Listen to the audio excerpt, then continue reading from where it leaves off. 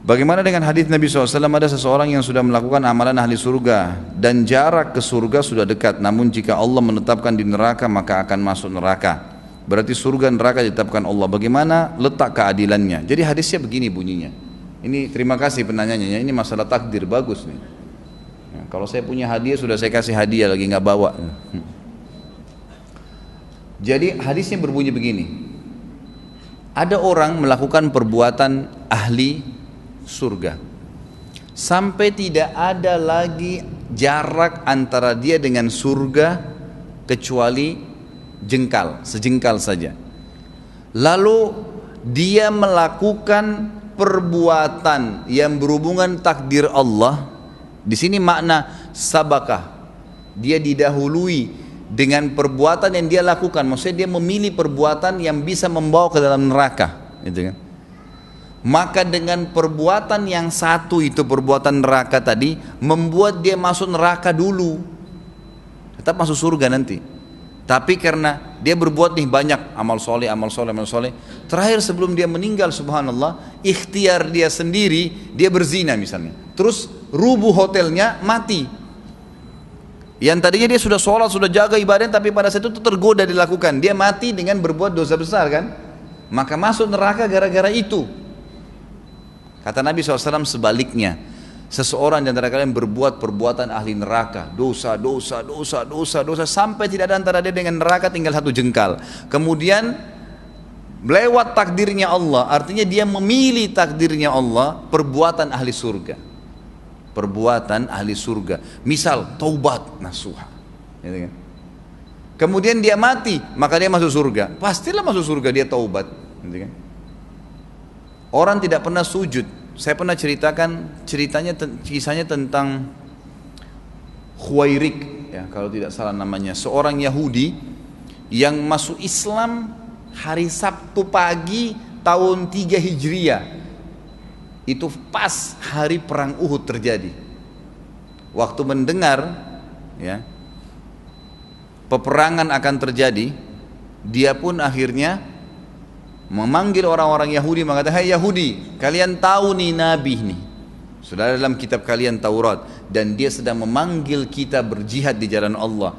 Kalau kalian tidak mau beriman, tetap ada dalam kitab Taurat, kita harus mendukung kalau orang membela jalannya Allah. Berarti kan harus ikut nih." Kata orang-orang Yahudi apa? "Ini hari Sabtu, kami nggak mau ikut-ikut, Sabtu tuh nggak boleh berperang." Alasan, gitu kan?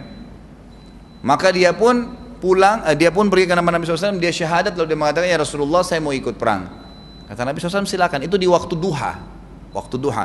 Kita jam 8 pagi, jam 9 pagi, berangkatlah pasukan. Uhud ini, Bapak Ibu sekalian, kalau ini ibaratnya kota Madinah, Uhud itu cuma di sini. Kalau dari Masjid Nabawi ke Uhud itu cuma 3 km kurang lebih jaraknya, dekat sekali. Dulu ini Madinah, di sini ada pintu gerbang, ini Uhud. Jadi sebenarnya Uhud sekarang masuk Madinah, ya, masuk dalam kota Madinah. Cuman dulu ada benteng untuk pemukiman masyarakat, Uhud di luar benteng itu. Karena kalau untuk buat bentengnya Uhud itu kan besar sekali, maka tidak masuk dalam kotanya. Nah, keluarlah pasukan Nabi SAW ke gunung Uhud ini untuk melawan orang-orang Quraisy. Subhanallah, baru saja berkecamuk perang, si Khuwairik ini terbunuh, mati syahid. Apa kata Nabi SAW? "Siapa yang mau lihat ahli surga yang belum pernah sujud sekalipun di umur hidupnya, ini orangnya." Syahadat, perbuatan akhirnya perbuatan ahli surga. Ini yang dimaksud hadisnya. Jadi maksud ini bukan berarti di sini dikatakan lalu bagaimana letak keadilannya. Masalahnya pemahamannya terhadap hadis, gitu kan? Jadi maksud ini adalah perbuatan dia sendiri. Makanya kita harus peka menangkap sinyal Allah Subhanahu wa taala. Sekali lagi, sinyal Allah. Kalau kita mau berbuat perbuatan dosa, coba peka. Pasti kita rasa ada hambatan-hambatan tuh.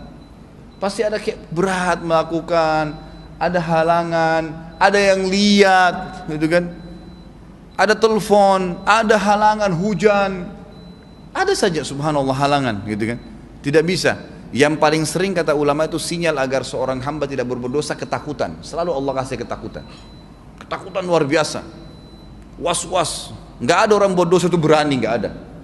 Pasti takut. Itu sinyal Allah. Tapi sayangnya dia kadang-kadang cengkal. Tetap aja dijalani sama dia. Makanya kata Nabi SAW, tidak ada orang yang masuk neraka wala yahliku illal halik, kecuali orang yang dasarnya mau memang mencelakakan dirinya. Karena kita kalau tidak buat dosa itu, apa masalahnya? Orang kalau tidak ke karaoke, kalau tidak minum khamr, kalau tidak berzina, kenapa? Putus tangannya, buta matanya, nggak ada apa-apa, gitu kan? Nggak ada apa-apa. Pada sementara dia bisa lakukan hal-hal yang halal. Allahu a'lam, itu yang dimaksud.